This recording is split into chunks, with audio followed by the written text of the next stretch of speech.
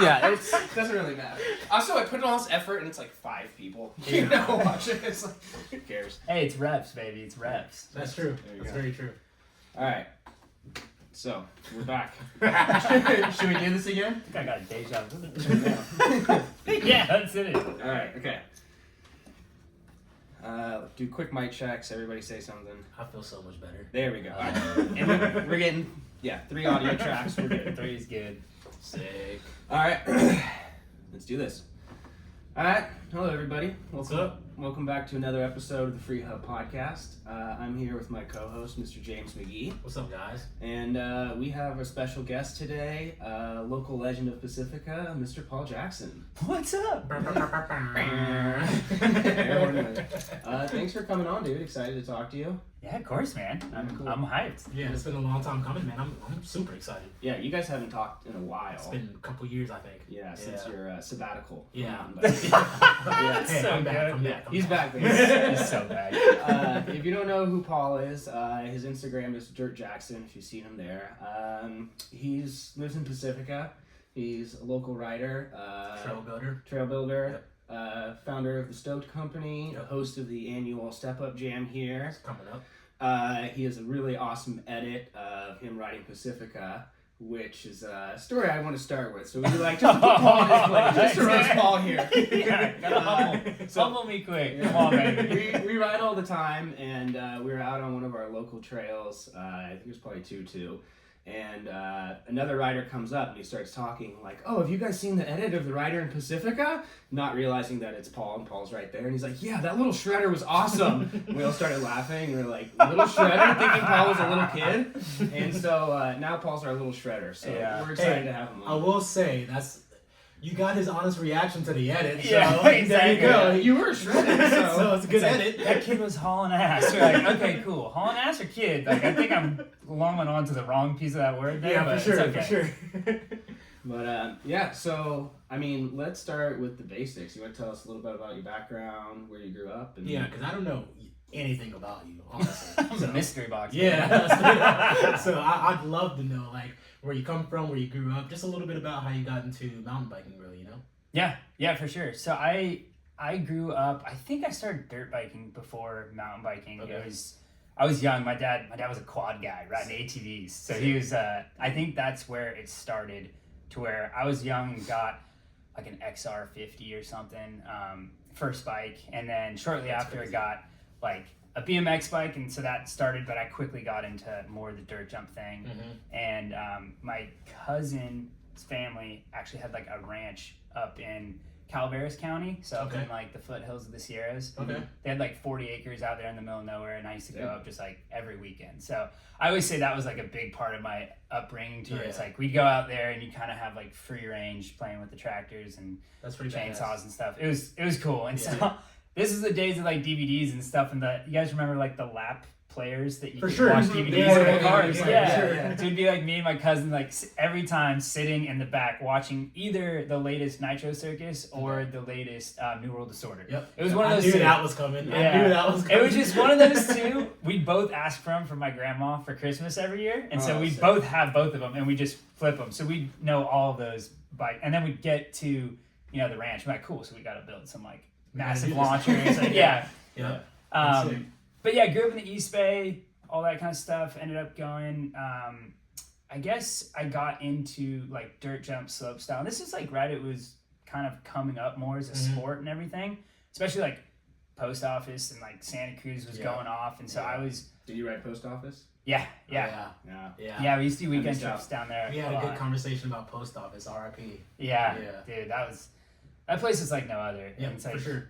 Yeah, and so we rode down there a lot. I started digging in like, I guess middle school, high school at a local spot to where we had a really cool dirt jump scene going. Is this in the East Bay? Yeah, it's in Lafayette. It's called the Creek Jumps. Oh, snap. I haven't... It was not very well known. It was kind of tucked, but we had some monsters in there. Sick. And it was cool because it would, every couple of years it would get torn down and we'd rebuild bigger, and it just kept going. And that's how it goes. Yeah, honestly, it was a long story, but it ended up turning into a thing to where we were kind of bartering with the city to like, we'll stop digging if you build us a bike park, and it got on the board and all this stuff, and then some blue spotted frog thing happened, and then it just like never That's how they had to conduct a 4-year research thing when they knew we'd be off into like college or whatever, and like it worked. So that's a bit of a bummer. But I very much grew up doing like the dirt jump scene, trying to, you know, I had my moment trying to go pro because that was... As we all did, man. Yeah, right? Yeah. As we all did. And honestly, the bar was lower back then, right? It was like, if you could... You know, the best I ever got, there was a foam pit in Martinez at like a local guy's house. I remember that. You remember that? It was like in like some like, what isn't like a warehouse or something like that? It was in a dude's backyard. Oh, okay. But he had I mean, no way this guy's gonna hear this, but it was a trippy house because his family, they lived right next to the train track in Martinez, but they had a line of train track in their backyard that wasn't part of the train.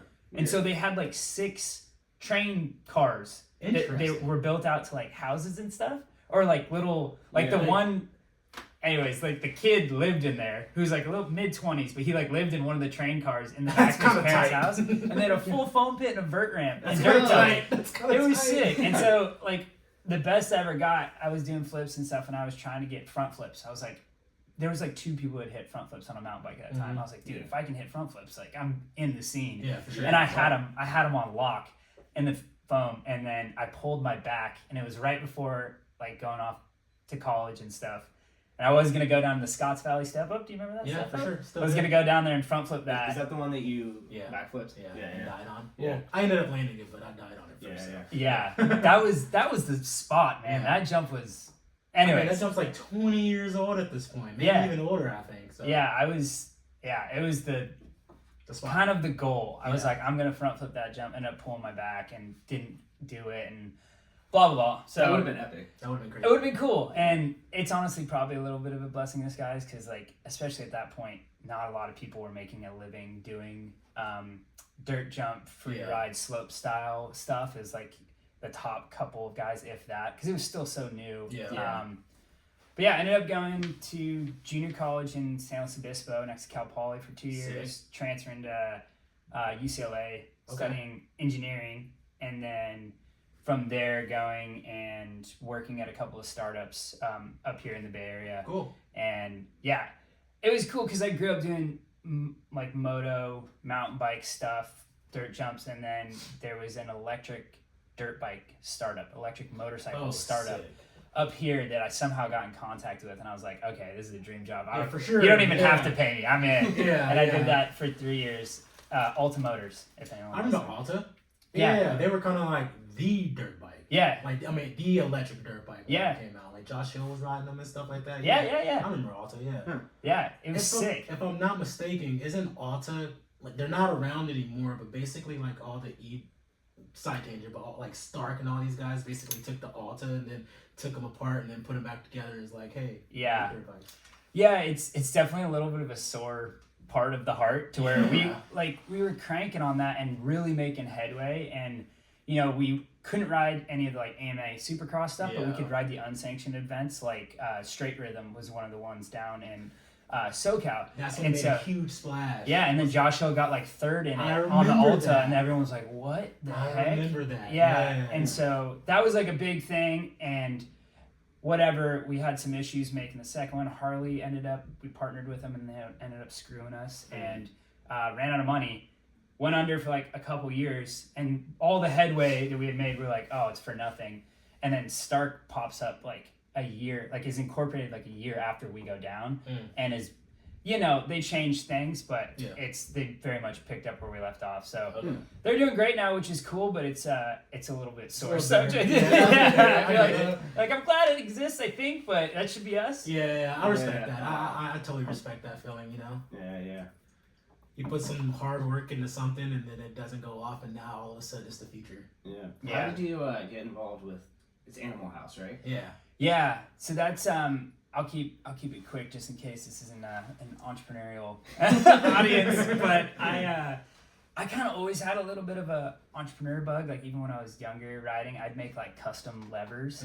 I'd like carve out the brake levers and like drill holes and paint them all sick. I had some American flag ones and I'd sell them to people. Oh really? Yeah, and it was pretty sick. Dude, they were rad. I still have them up on Pink Bike. I'm like, these are sick. Yeah, I gotta show you guys later.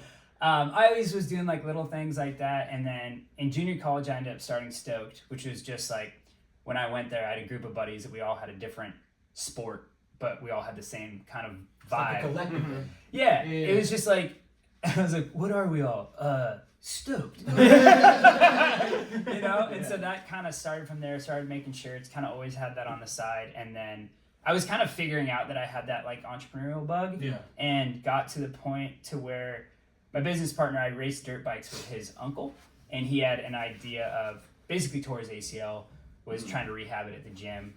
There's no equipment available, but there's always dumbbells. He's like, if I could just lift this dumbbell with my foot, I can do all my rehab. No way. And so we got hooked up, and I was like, oh, I'm a product designer. I could help. We ended up going like 50-50 on it, and I worked on that for like 2 years on the side. So as I was working at the next company I worked at, which was Boosted Boards, the electric skateboards, I was doing this on like nights and weekends and stuff. Boosted ended up going under. Basically, the nail in the coffin for that one was right when COVID started. And so I was like, if that happens, I'm going to go all in on Animal House, which is the product's monkey feet. And that's the dumbbell with the feet. And so I worked on that for like 6 months, and we launched it in October of 2020. Okay.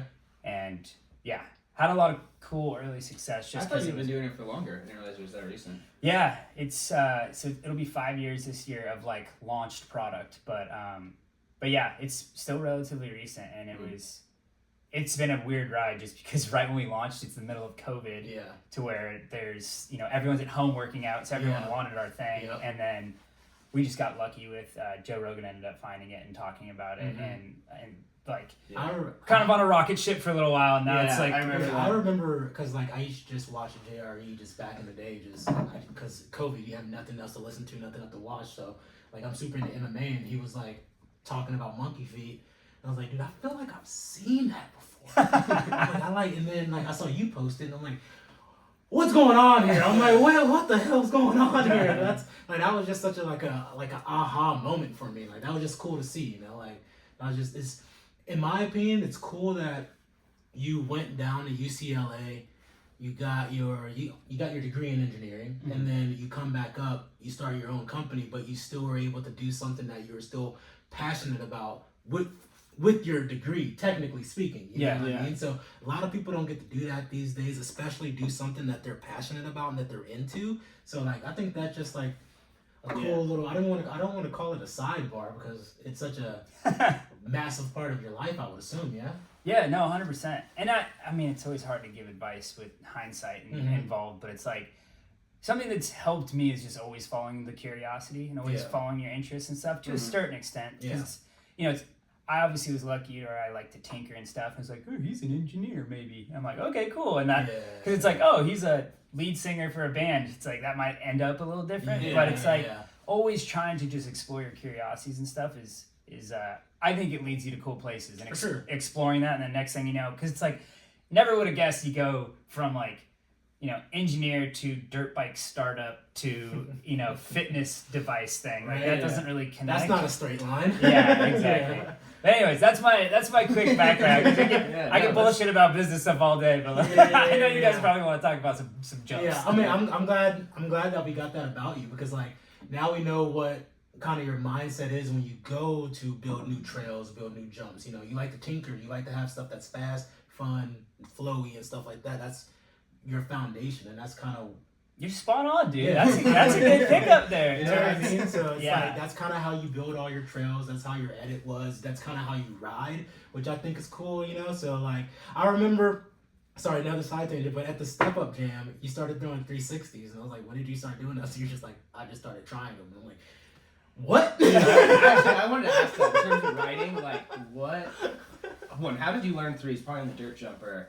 And like, what advice would you give to someone trying to learn a 360? That's my dream trick on a bike. That's the next thing I want to do on the big bike. Yeah, threes are tough, and I feel like the hardest part for me trying to give advice. Well, I think getting advice from someone who's just learned the thing you're trying to do is the best person to get advice from, because they just went over the mental hurdle that you're trying to get over.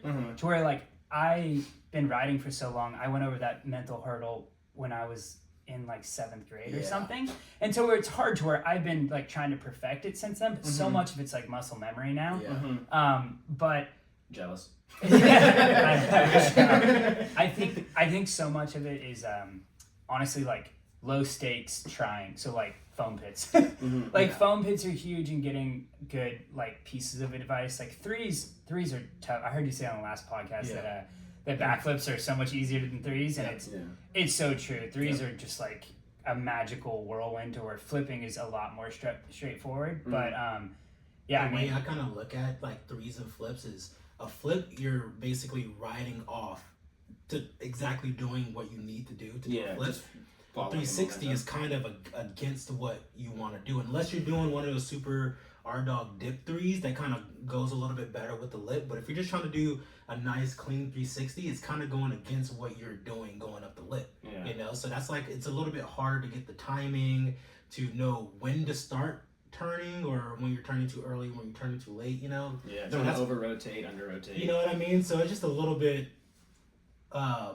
just more to think about in 360s is kind of how I look at it. Yeah, it's definitely much more of like a complex trick. It's just lower stakes to where flip, you land on your head. Yeah, higher stakes, less complex. So it's an interesting mix. But I don't know. Threes, dump shoulder. I think that's the biggest one. Trying to get some cork rotation in it helps. It helps you like not have to just spin like you were saying, like totally sideways.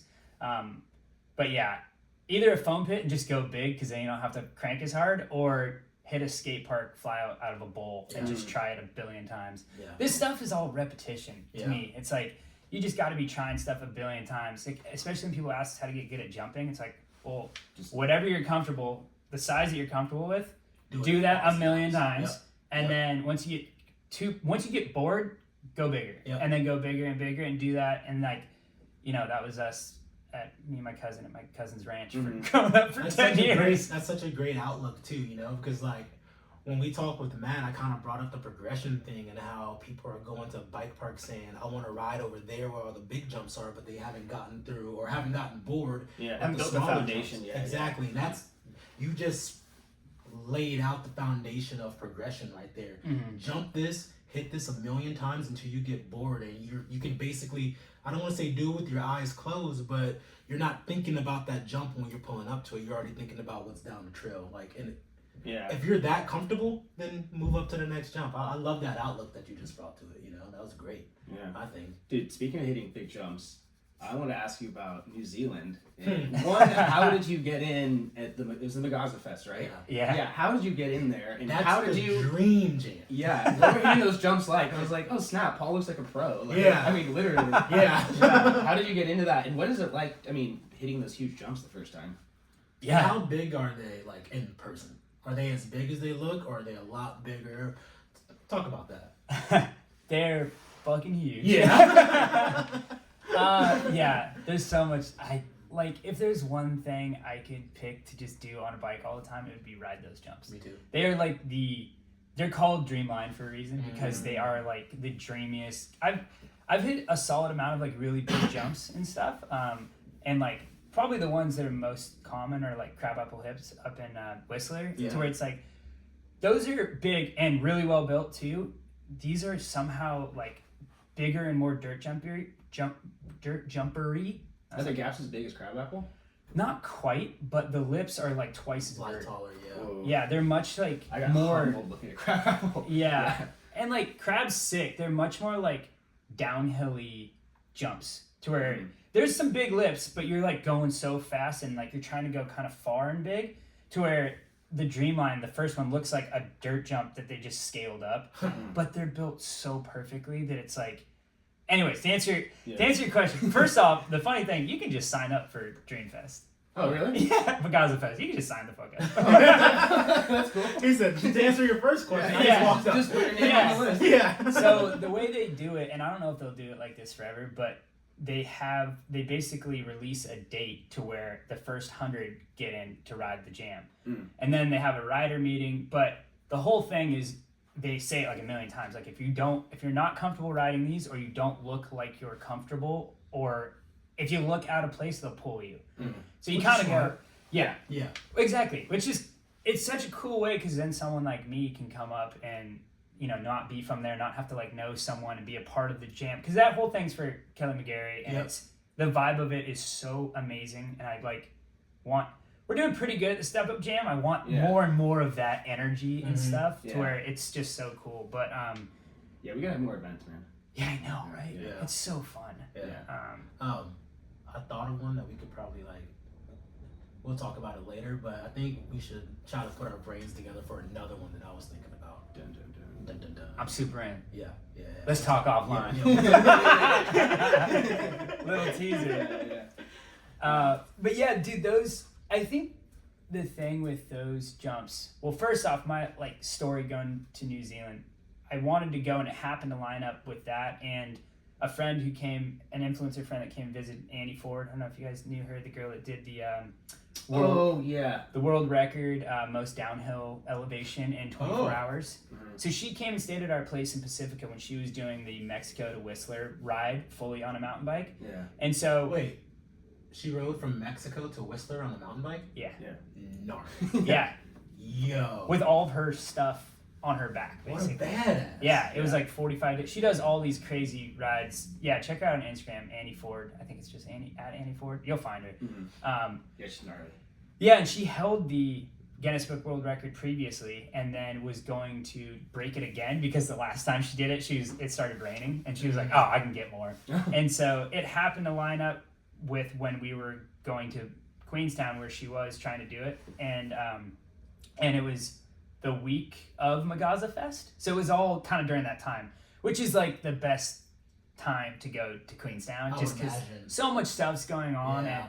Yeah. I mean, for those who haven't been to New Zealand, it is amazing. Yeah, outside of the riding, it was so beautiful. It's the prettiest place, and there's just not that many people there. So there's like 5 million people, and it's like the size of California, so it's like tiny.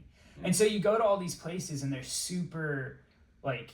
You go to Queenstown, you think, oh, crazy bike park like Whistler and stuff. Like, there's just not that many people there. Mm-hmm. And like everyone that's there rips. Mm-hmm. And especially when you go during the culture. These fests to where everyone that's kind of anyone is there, and you'll just be in the gondola. Like I was in the gondola, which is like Ronan Dunn and a couple of like random dudes. I'm like, oh, okay, that's cool. Yeah. And blend in. Yeah. And so it was such a cool thing. But I ended up going, and my whole thing was like, I need to go hit these jumps by Wednesday. I'll sign up Thursday, and then I'll practice Friday and the jam Saturday, something like that. Yeah. And I literally, like, Wednesday night was with some other guys that from Virgin that rip, that are Ryan Rodriguez's friends. They're super nice. And I ended up being like, you guys ridden the jumps? Like, oh yeah, we rode them yesterday. I'm like, can you tow me in? Yeah. They're like, of course. And they're kind of like on the other side of the hill, so we go over there. I like barely look at them, because big jumps, it's like if you look at them too long, you psych yourself out. You just want to get like a mental note of what they look like, what to do. I just want to know where they're at. Exactly. Roughly.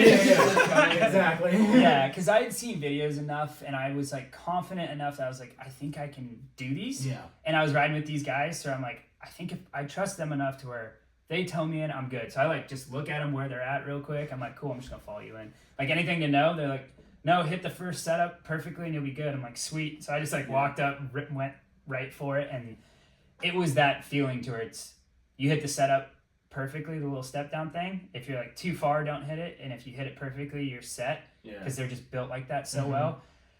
Anyways, ended up hitting them like 4 or 5 times, and it was getting late. Ripped back, signed up. And I was like, cool, I'm in. I'm going to go practice. Oh no, I was going to go practice the morning of. And I go the morning of, and they're like fully closed. Like they closed the thing because they're like dialing it in. Yeah. And we're like, oh, cool. Yeah, we can help. And so we're like helping clean them up. And I'm like, it doesn't look like they're going to open them today. That actually makes a lot of sense. And ended up just being like at the jam. I was like, I guess I'm going to hit them. Yeah. In the jam, I was so nervous because I was like, I'd only hit him like 4 or 5 times. Yeah. But that's what I was going to ask. Were you nervous? Like, I was so nervous. Yeah. And my wife was like, dude, you were really nervous. Because they were like trying to screw with me. And they're like, we're your biggest fans. We're going to go cheer. I'm like, shut up. Shut up. Stop it, Mom. Now. Yeah, but anyways, once the first drop in, and there's like so many people. Yeah. Once chainsaws, all heckling, all kind of stuff. Exactly. And you're in the lineup with like everyone, because Annie's friends with Jackson Goldstone, so we were kind of with him and hanging out with I want to confirm something. this jam is the same week as Crankworks out there, right? Or No, it's 2 weeks before. Okay. It's the week after the what is it? The New Zealand National Downhills in Cornet, which is just north of Queenstown. Okay. And then they have Magaza Fest, and it's more jam. And then like a couple weeks after is Rotorua. Yeah, I just know it's always the time when people start getting to New Zealand for Crankworks. So like you said, anyone who is anyone on a mountain bike is usually there at that time. Yeah, and I kind of like slipped and fell into that, and I'm like, oh, this is cool. Just like everyone's here, and we go to the after party, and it's just like everyone. We're like, whoa, this is cool. And we ended up going to Rotorua a couple weeks after, and it was a couple weeks before that too. So it's just like tons of people are in the zone. The trails are firing. Like, it was anyone? You don't have to say their name. Was anyone a dick? Anyone not cool? Like any rider you saw who was not cool to you? Or just standoffish, you know? I'm trying to take blows on this. Just just side shots. You know, it's funny. I saw him and I heard other guys talking smack about him, and I was like, oh really? And like, oh yeah, apparently he's a huge diva, and is Bernard Kerr. Really? Yeah, and I thought he was cool. I didn't know this, but I guess someone had just heard him say, yeah, I wish this wasn't a public access so I could just get more laps in. Or like, dude, we're at the bike park. What are you talking about? But I don't know. Can't confirm it. But everyone else was so nice. Even at the jam and stuff, we're like rolling in. Everyone's just the nicest. It was really just like that first run in, get through it, get the jitters out, and then it's like everyone's high-fiving. I'm like, oh my God, this is awesome. Yeah. Then just like 3 hours of just doing laps with the boys and girls. Yep. That's it. I know it's like that's what I like about at least in my experience, I haven't met any mountain biker who hasn't been cool. Mm-hmm. Like even we met Jackson Goldstone. He was a tree line one time, and he was so nice, so cool. Like I haven't really met any dicks in mountain biking, but I've met a lot in skateboarding. Yeah, there's a lot of pro skateboarders who are like, don't talk to me, don't look at me, I'm better than you. But I think it's cool. Mountain biking, I haven't really seen that as much. I feel like mountain biking has a less core mindset when it comes to it, because I feel like in skateboarding, skate spots, skate parks, it's really localized. Yeah, I guess I'll say. And mountain biking is localized as well, but these days we're a lot more open to when people want to come ride. We're like, hey, yeah, we got some trails for you to ride. It's we're all doing the same thing out here. I think there's just less mountain bikers. So I know if I see someone who rides, it's just automatic connection. Like, oh, you do this too? It's synced in. Where there's a lot of mountain bikers out there now, though. I do think it's kind of a supply and demand thing though, because I always think surfing and how I feel like the general culture is you're a dick, you're trying localized. To and you're cutting people off and stuff and getting yelled at, and I think that's just because the amount of good waves versus the amount of surfers. There's just so many more surfers than good waves. So it gets to that point. So we're we'll go ride tree line or which is pretty popular, Boy Scout, and you might not see anyone. Yeah. To where you can imagine it if it was traffic jams in there, people would probably start being dicks and probably start bringing people out of it. But I don't know. I think right now it's still enough of an underdog-ish sport to where everyone's just fired up to see another mountain biker or someone out there and good vibes. So it's a cool culture now. And I will also add this: it's that's a lot of the places where we're going to ride a little bit more. You know what I mean? We ride jumps and flowies and kind of gnarlier things. So that's probably why we don't see people as much when we go out there. But I can imagine just because we rip so hard. Just because we're so good. Oh my god! Just because we're so gnarly. No one else can keep up. So. If you can't tell, that's pure sarcasm. But no, seriously. I know what you meant though. But I think of places like UCSC, the people who dig out there.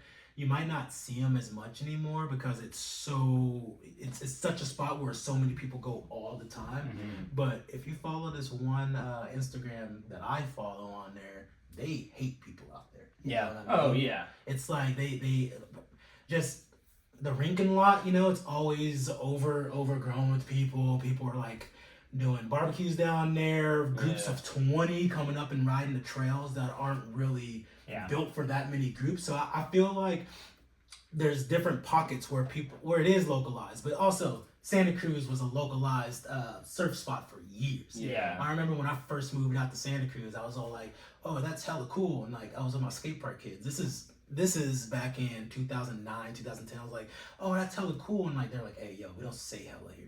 Oh no! And I was like, "What?"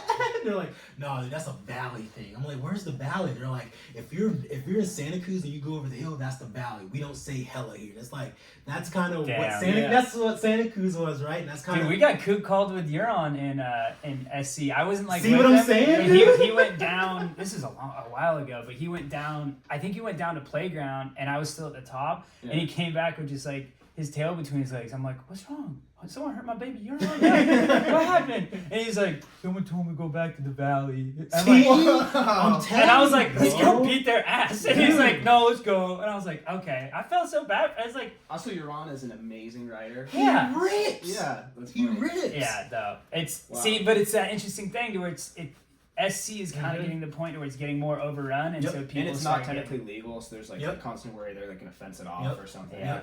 Yeah. And I mean, people get tickets out there all the time, you know. So I bring that up to go back to your point where like we go out here Pacifica Boy Scout and there's not that many people, and that's probably why the vibes are a lot better out here. Yeah. But you got the. This is a good PSA. Yeah. A good PSA to, be respectful of the trails, be respectful where you're parking, all that kind of stuff. Have fun, get the stoke absolutely alive. 100%. But, be respectful so we can keep trails and people happy so we can keep this sport going on forever. For sure. Snaps, come on. Yeah. Snap. Speaking of trails, what's your favorite trail you've ever ridden? Ever. Yeah. Damn. I mean, does Dreamline count? Yeah, that could be it. I would honestly, yeah. Trail. That's a good question. I mean, there's so many different types of trails. I don't know. One of my favorite like laps to do. I like that. Is in Whistler, and it's kind of cheating because it's so long. But like, if you do a garbanzo lap, so from the second chairlift up, you can get a full lap to where it's like you go down like Goat's Goalie and Original Sin and Clown Shoes to where you get like these crazy technical gnarly roots and rocks and stuff, and you're like, woo! And then you start, once you get to the lower parts, you get into like a Dirt Merchant or an A-Line, and like you can get like one lap where you basically feel like you rode all of mountain biking has to offer, you know? Like if someone had to ride it in like a video game to be able to get into mountain biking and they ride that lap on that, and they're like, oh, I get this. This is there's so much cool stuff in this. It's like a sample pack. Yeah, exactly. It's a sample pack, and it's at such a level for all of them that they're all so sick, right? Like Dirt Merchant, the Pro Line and stuff, and like and not to mention that you're in Whistler. Yeah, exactly. And then you get to the bottom and it's Longhorns, and you're like, woo! Yeah.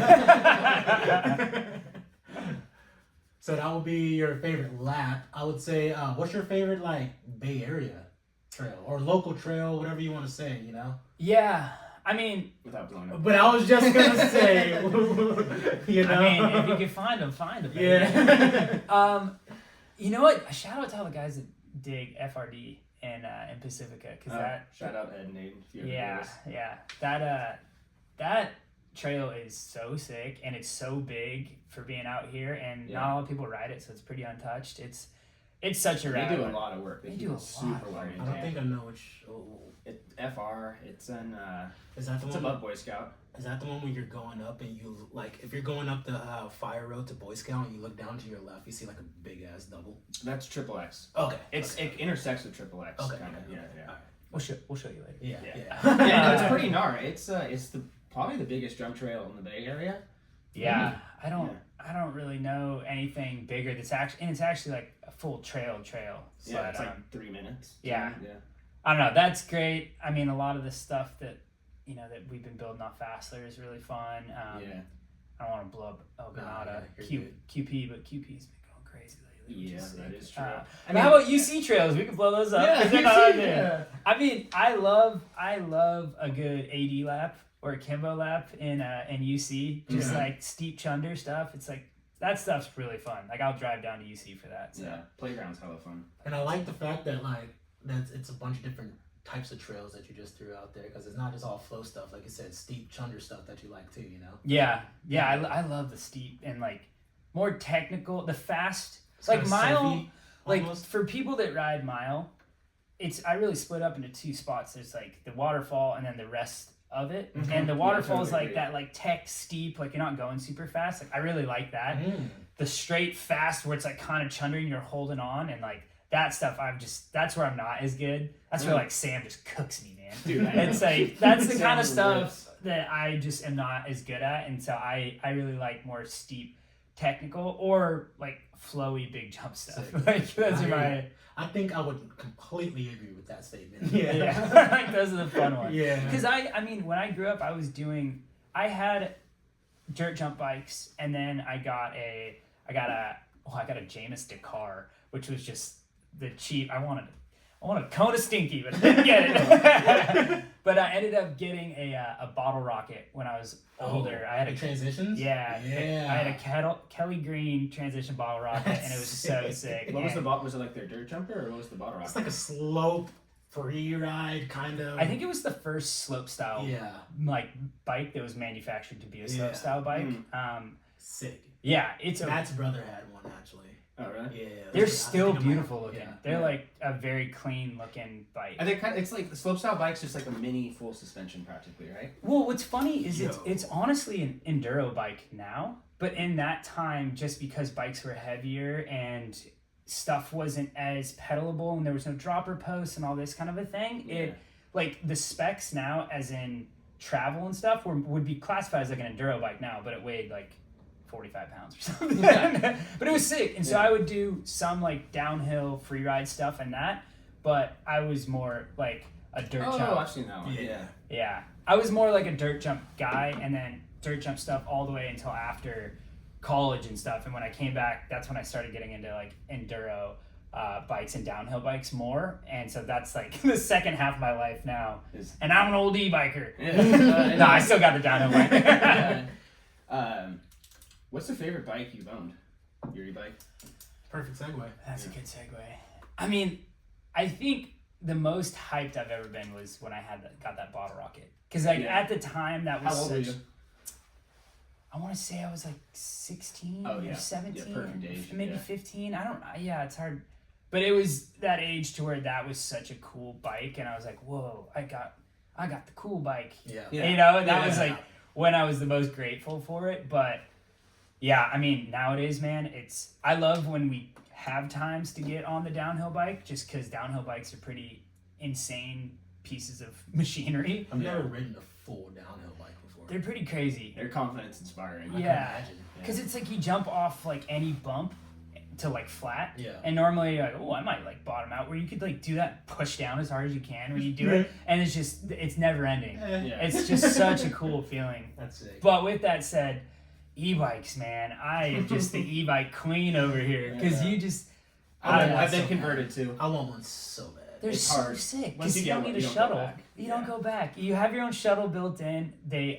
Tons of travel. Like you have these long travel e-bikes, and They're getting lighter. they're getting lighter. Yeah. But I come from moto stuff, and I still ride a ton of moto. So for me, I'm like, this thing's still pretty light, and Damn, it's that's still a great point. yeah, it feels less foreign because of the moto background. So it's I just love it. It's such an interesting point too, because I forget that you come from moto first, and like I come from BMX, he comes from skateboarding, so like just in that mindset and that culture, I don't know about skateboarding as much, but in BMX, you don't want your bikes being as heavy as they can be, you know? So like you're always kind of focused on getting lighter bikes. So when e-bikes came around, everyone's like, oh, those are too heavy, you know? We always thought about that, but I never thought about the dirt bike side of it. You guys are like, we're riding 250-pound bikes that have motors on them already.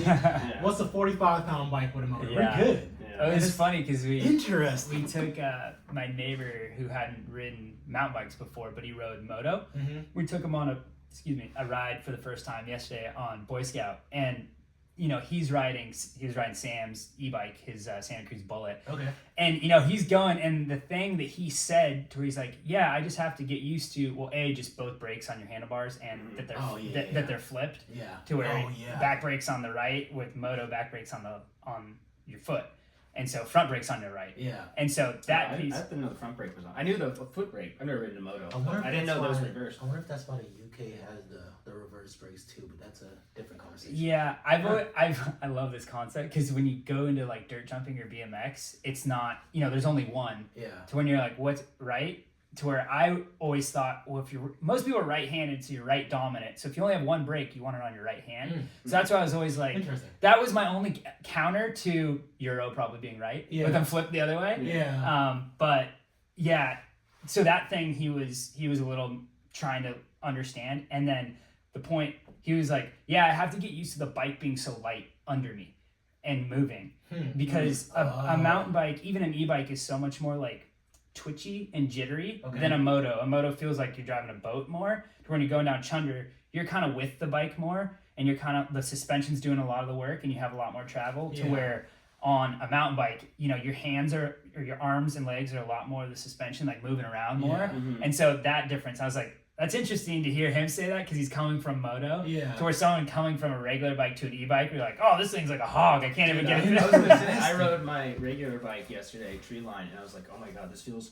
I thought I forgot how to jump because I was trying to jump on the e-bike and I couldn't do anything, no control. And I got back on the regular bike. And I'm like, oh, this is how it's supposed to be. That's funny. I'm the opposite. I want like the lightest and. Yeah, now I'm already thinking like I think I need to get a super light e-bike. Can't afford one. But. It's fun to have all of it though. Regulator. Because you go, I mean, it's obviously this would be a perfect world, but you really get some crazy skill, like cross training when you go from like dirt jump bike to like a jumping, more like enduro bike to e-bike to downhill bike. When you're just constantly mixing those and a weekly stew of riding, you end up being like agile, and you take a little something from each of them. I completely agree with you because every time I get on my dirt jumper and I start riding, I'm doing stuff, I'm like, all right, this is sick. Like I'm moving my bike around more. I'm in the air. I'm having fun, Then I get on my big bike and I'm like, all right, sick. This feels good. I'm still in that mindset, doing tricks and whatnot. But then when I go back to the dirt jumper, I'm like, oh, this thing's riding a scooter. Yeah, so it's crazy. So basically, we need to have every type of bike. Yes, more bikes. More bikes. Spend more money. And hear that. That might be a joke, but like a lot of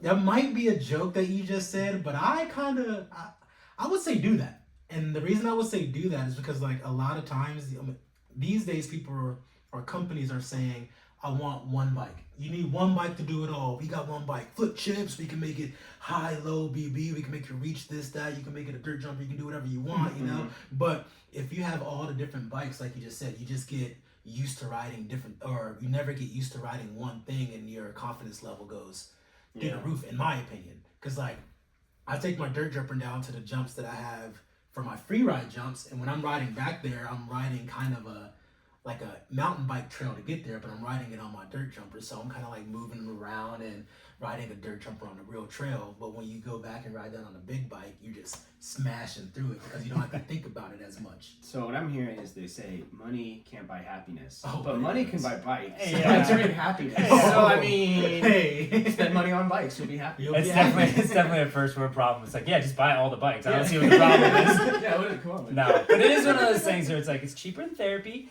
and it's and it just brings so much. I mean, especially men will do anything but go to therapy. Yeah, bro. But like I feel like when I'm stressed in life or I have like too much on the plate, you go for a bike ride and you come back, even if it's just like a short hour. It's such like a mental cleanser for me, to where it's, I don't know how much your bike's worth, but it's like, what do they bring as far as happiness in my life? I'm like, they're worth it for me. I'll stack up on the bikes. I totally first. agree. I'm like, I will, no matter how much it costs, I will pay to keep my bike running. Yeah, The thought of not having it is just like, life is so dull. Yeah. Well, my wife literally told me like in the last like 6 months when I started riding my dirt jumper again, she's like, dude, I physically and like mentally see you like happier. Really?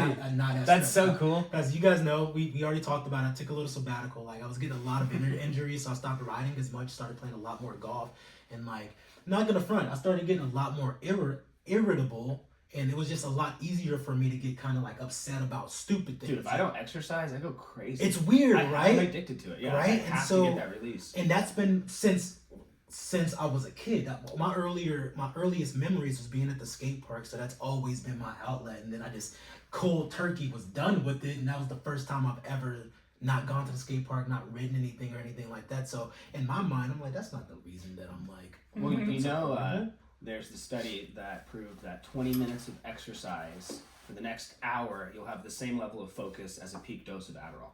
So, like, literally, this big thing with, like, ADD, kids really don't have, I mean, ADD is a thing, but really they just need to exercise more. Yeah. And I found that personally for me, it was like, yeah, realize that's why I like skateboarding so much, is there's like a way to regulate. And as I get older, it's like, yeah, in college I stopped exercising, and for like 3 years I was like stressed, irritable, and then like just aches all the time. It's weird. And then I started exercising more, and it's like everything in my life got better. So, yeah. You're preaching the choir here. I own a fitness company. I've worked out, like in a gym for the last 20 something, like since I was 12 years old. Yeah. Where it's like, it's so much of like a non-negotiable for me, from the sense of like, just staying fit so I can do my hobbies, but man, for like mental cleanser, like you guys are talking about, for work, like, and just life, I can't not do it. It's just baseline to keep sane. Yeah. Yeah, man. I think prescription healthy fitness stuff, I think that's should be first line of defense for a lot of stuff. Yeah. Ride your bike. Yeah, ride your bike. Yeah. It's done kind of another side tangent. You think that might be another reason why there's not as many like assholes in mountain biking, because our endorphins are always. I agree. Yeah, like I'm not even joking. Because I've been to the bottom of a trail and some guy you don't know, you're like high five, you're like, yeah, bro, and all of a sudden you're friends. Yeah. Because if you're at the skate park, you're gonna hit the ledge a couple times, go kick it, hit the ledge a couple more times, go hit that quarter pipe, come back. So your endorphins aren't really firing because you're not working out. You might be outside being active, but you're not getting your heart rate up to there where it's releasing endorphins, where if you're climbing up to the top of a hill, riding down, using your entire body to go, and like you're at the bottom, like, oh yeah, boys! Wow, that's kind of an outlook right there, huh? Interesting. So are we going riding after this? Fired up, dude. Dude, speaking of fired up, what's gonna be happening with the Step Up Jam, man? That's coming up. Yeah, coming up. Let's hype it up. Yeah. So June 7th. Oh, June 7th. Yeah. What is today? It's okay. So just under 2 months. Yep. Yeah. Yeah, man. I'm start pumped. training. Start training now. I'm hoping for all of you that are a little bitter about last year's rain out. That is my fault. But it was early enough to where we think if we push it into June, we won't get rain. Although it's going to be drier and it usually gets a little beat up. But we'll have it dialed. I'm fired up. The jam just keeps getting bigger every year, which is cool, and the vibes have been all time. And it's been good times the last couple of years. It's been really fun, and we're trying to make it cooler and cooler every year without going too crazy. And so I don't know. I think this year the biggest thing is I want to have that road gap running for it, and to be able. I want to hit it first to make sure it's like something everyone should be, but assuming that it's dialed well. I want to be able to have it running for people to hit for the first time, towing each other in and stuff, and having. That'd be sick. I just feel like the visual aspect of being able to see like somebody hitting the step up, Sam barbecuing in the foreground, and then someone hitting the step up like mid ground, and then someone hucking the road gap, and then someone doing the wall ride too, and someone doing the wall ride, right? Like all of that. So wait, can we talk? Should we just explain? I'm kind of put it out there. Yeah. All right. So Paul's idea. We've been building this massive drop. Should we just blow it up right now? Let's blow it up, because I've only seen a couple pictures on stories about it. I haven't asked you guys about it because I wanted to talk about it in person or see it for myself first. But since we're talking about it, how big is it? What made you want to build that bad boy? And is it true that it's coming off of so you hit the step up and you're going straight into the road gap, or is there like a? So you hit the step up, you make a left turn, and we're still working it out. And then the goal is you do the step up, kind of just coast, and then ideally just no brakes, no brakes. Yeah, and it's pretty big. Is it trickable? It's scary, man. Ethan was like, he's like, someone needs to trick it. Like, sounds like you're volunteering, dude. I think you could do something. So my goal when building big stuff like that, it's kind of what like the step up was too, is to make stuff that's big and safe. I think that's why Dreamline is so good and stuff like that, because in that jam alone, I probably 10 or more people crashed, full on sliding down the landings, and no one got hurt. Or no one got hurt to where they had to stop the jam. Yeah. It'd be maybe a little road rash, but it's pretty incredible when jumps are built well, how it can be. And Yeah, so Like how safe they can actually be. yeah, exactly. It's not like I love tree line to death, but that kind of stuff. Sometimes you have these jumps with like huge holes in it and like skinny landings and all this and short, and it's You gotta be on your stuff. right? And so with the step up, making it big but a solid landing, and that's kind of the nature of step ups and stuff. Although I'd like that landing to be like longer, but the wall after it is like just rock. But for the road gap, we looked. Once we made the step up, I was like, well, where's this gonna go after? Was kind of the next question, if anywhere. I was like, we go straight, we can go down the hill. I was like, well, come on, this is just begging for us for a road gap, just because it's right next to the wall ride on Boy Scout. Yeah. To where you'd be able to get a picture of someone jumping over someone on the wall ride, which would be so sick. But what I was getting at is the landing.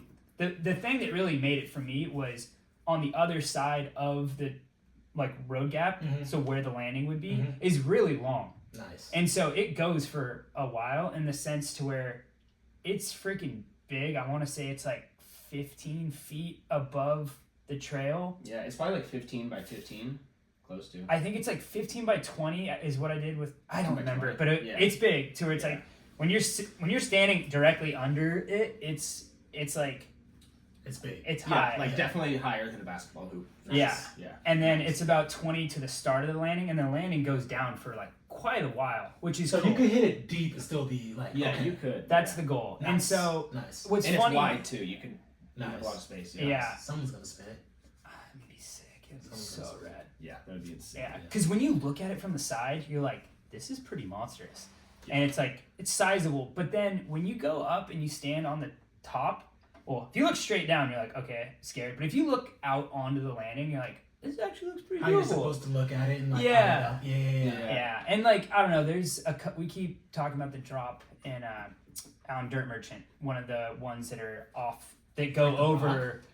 No, on the pro line. What is it? Right before the big step up on the pro line or the hip. There's two that are like they go onto like a wood platform thing. Okay, I know what you're talking about. And then it drops. And those are big. Yeah. But the landings are so long and it's trail speed that people don't think too much of them.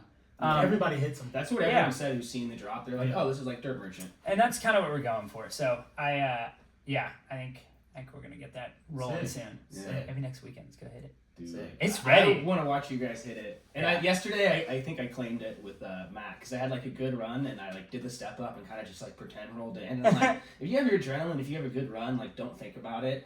Yeah. But I'm scared of it. It'd be the biggest thing I think I've ever hit. Yeah. Biggest drop for sure. Huh? Silly it. Oh, God. Just lock your knees in, roll off.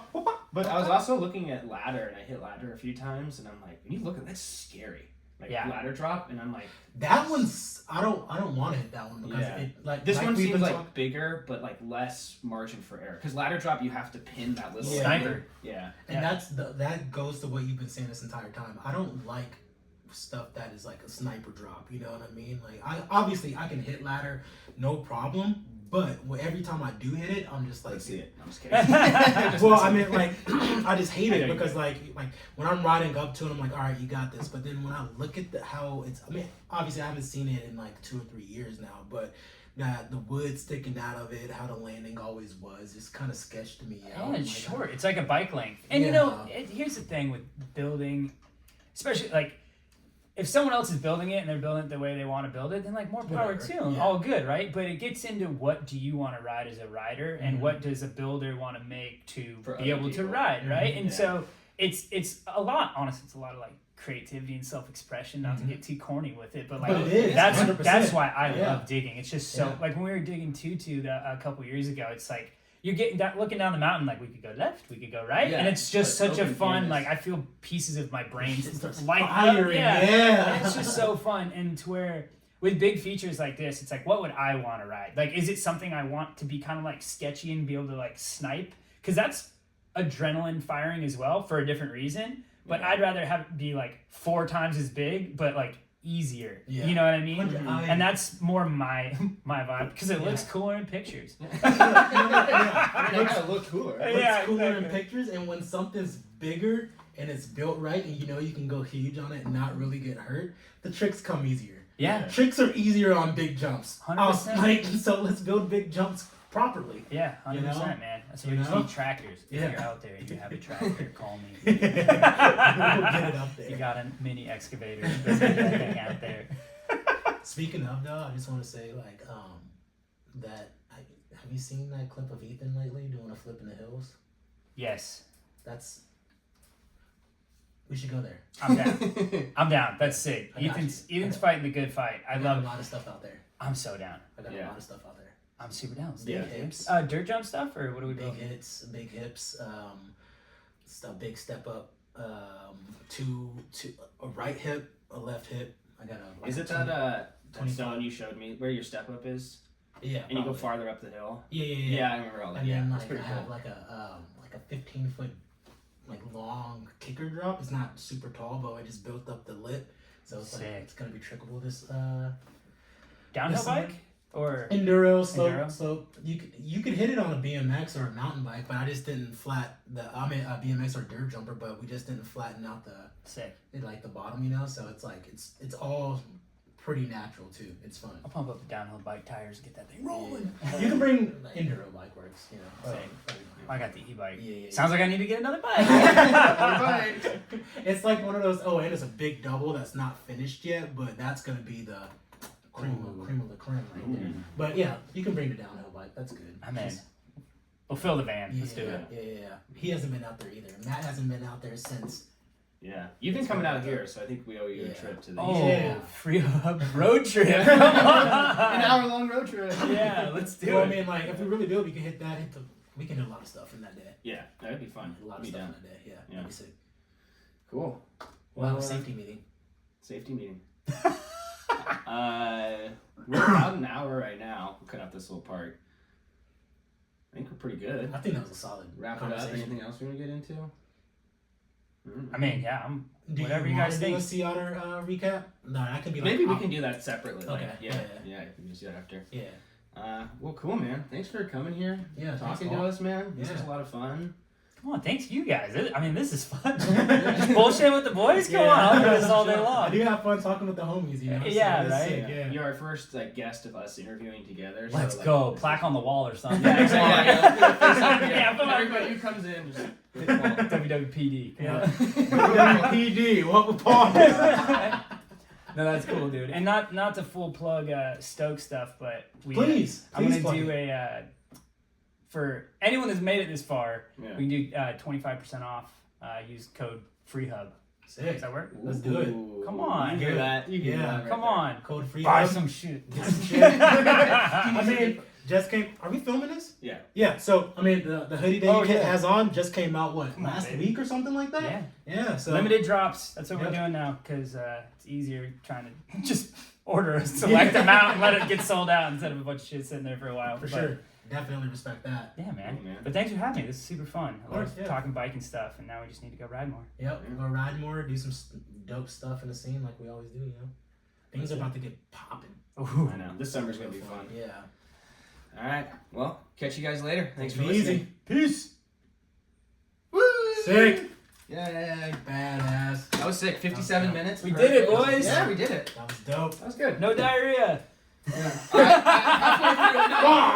Halfway through, I was like, I gotta go. I forgot about that, bro. Bro, That was halfway through, I dope. thought I heard a gurgle, and I wasn't sure what it was. After I heard a gurgle, I was like, I wonder if Jay's sitting there going like clenching as hard No, as I've he been can. good. I've been good. Sweating bullets. I was Look, you cracking see how up. I chugged that water, Yeah, there you dude. go. Fuck, that's funny, man. Oh man. Cool. Yeah, recording worked. Nice. I'm glad I caught that instead of us doing the whole episode. Oh my God. We did a. It was right when me and Wesley started filming mountain bike edits of me. We went down and did a. Do you know Dusty's, the trail in UC? Mm-mm. I think it's called something else too. But, anyways, we did a full day filming. Like, maybe not full day. Let's say like 4 hours, 5 hours filming each section of it. Yeah. And he swapped to take one photo of that. There's like a step down drop in the middle and kept doing it. Anyways, wiped the whole card. Oh. I had him send me the photo, so I just have the photo like before and just lost the card or wiped the whole card, and I just like never forgave him for that. But it's just like a full day just like lost in the ether. Yeah, It's just just gone. so funny. Oh, man. Jeez. No, that's solid, dude. How Look at the fog, Yeah, look at dog. this I know it's Oh, rolling man. in. Also, there was a sick falcon flying by. I saw it. Yeah. it was rad. Yeah. Dude, they hunt in here. It's really cool. And they're like, You guys been looking at falcons the whole podcast. I've been looking at bike I videos. told you not to face me towards the window. I warned you. No, that was sick. That was a fun one. That was fun. That was a fun one. Yeah, good shit, dude. We're gonna do a live podcast from the Step Up Jam. I'm claiming it right now.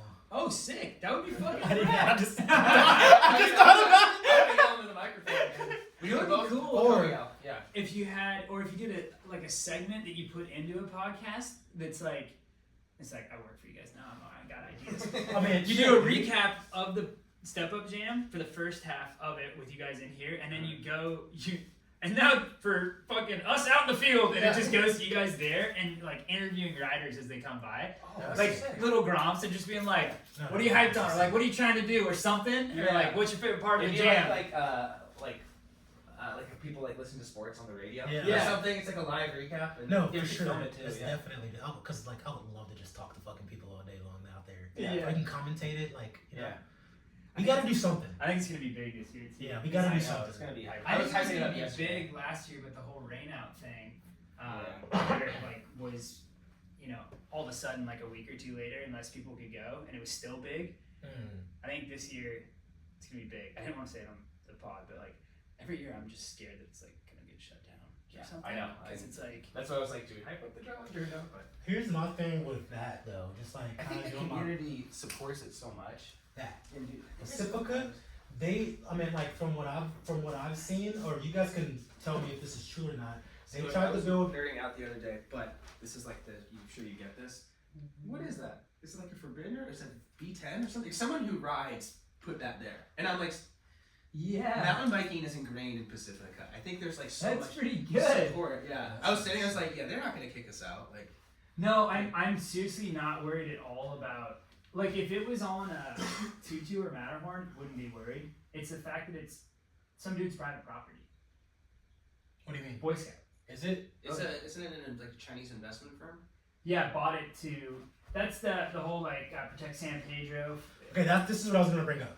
So talk to me about that. So Protect San Pedro is that whole zone Yeah. over there. It's basically, when you pedal up to Boy Scout, that road is the property line on one side, and then the other side is like Shamrock Ranch, the horse ranch. Okay. And everything in that middle is owned, and it's been sold to multiple developers over like the last 40 years. But like Pacifica won't let them build houses up there. Well, it's not zoned for what people want to do. Okay. So the whole thing is they have to go to the board and try to get support. They did that like 2 years ago, and they just like got annihilated. got a bunch of this. And That's what I was gonna bring up. I feel like everyone got Pacifica united. doesn't want anything up there. So And then like, I heard ask they- the mountain bikers. Their application was like dead in the water. Was the last thing I heard. They got Yeah. intimidated. It's just so like there's two different things going on, right? There's like, will they build that and destroy the trails? Like, as of right now, it doesn't look like it's really gonna happen. It'd be It's so always- expensive to build all that shit there. Yeah, but like if you're building up, it's like 140 like nicer houses. Yeah. So it's like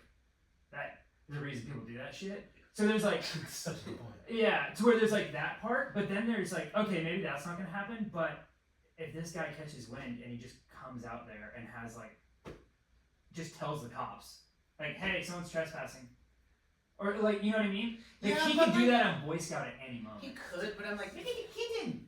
Where you going, little fella? Oh, I think that's Ziggy. Hi, Ziggy. Yeah, there's If like 3 he or 4 did, cats that just I hang will out. They're tell you so right sick. now. I love it. If he did that and they got out to Pacific, like the residents of Pacifica that happened, they will come for his fucking head. Yeah. Because But- like those trails have been up there for 25, 30 years now. I say the cops know it's there. I've seen cops parked there. No, I know they know it's there, I get what you mean. but the though. problem is it's private. It's he owns the land. Yeah. If someone's in my backyard, I get. And I call, 100% get what like- you're saying. No, I know know what I mean? exactly. 100% get what and you're saying. I'm Wait, do you being know a for little- sure that it's one guy? Because Greg told me, it was a Chinese investment firm. Yeah, it is. But there's one guy that's like who's some like lawyer or something that's like leading the project. Because the Chinese investment firm is the money, Yeah. and then there's the We should just keep developer. them the fuck out anyways. No Yeah, offense. I mean, Stop buying up all of our fucking land. yeah, it's well, I It's a mean, different conversation. if I made fuck you money, I would love to buy that plot of land. Oh, I Oh, fantasize about I it. think about And it all I'd the build time. one house just for me and then turn it into a bike park. Yeah. I put the Stoke Lounge at the bottom to where it's just a little clubhouse, sell beer and coffee, and have a food truck outside, Yeah. and sell Stoke merch and just keep the trails Take fucking that sick. monastery school out and just take that and make it fucking. Dude, I think about this all the time, like getting a piece of land, and maybe it's like $5 per day. Like some way we can generate some money, but Have not you a guys lot. heard of Jared's place? Uh, Dude, look up Jared's place. That's exactly what the fuck he I know did. Like, you've been about that. Yeah. in like Virginia, bro. He has a bike park. He started it in some state, and like it got big, and it was just his own private bike park. And he was like, yeah, people can come, like give me $5, you know, help dig sometimes, like Yeah. da da da da. Then he moved, and then he made it like that again, but it's way fucking better. And he just bought. I mean, obviously this isn't in California. I was gonna say the California is the hard part. It's- You guys, yeah. you can do it. Yeah. You want to hear my latest business model for this? Uh. Because I think about this way too often. Dude, me too. Yeah. But okay, Have like a here's coaching my program and stuff. yeah. Here's my latest. Yes, you running the whole school and coaching part. Yeah. You're already pre-hired. I hope. Okay, cool. So I already I own you.